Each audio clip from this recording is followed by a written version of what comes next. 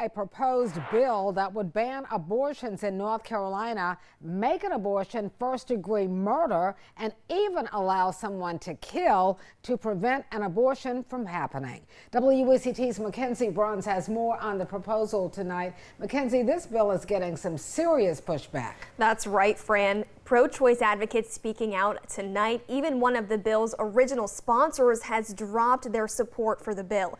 House Bill 1232 would recognize life at fertilization, meaning the very second a woman gets pregnant. That would ban abortions of any kind. It also says someone who gets an abortion or someone who helps them obtain one could face attempted or first-degree murder charges. The proposed bill even allows for deadly force to be used against someone seeking an abortion. That language proved too much for bill co-sponsor Representative Ben Moss. He pulled his support via this statement saying, in part, quote, after further discussion and feedback from constituents and members of the community, I have decided to remove myself as a sponsor of House Bill 1232 in its current form.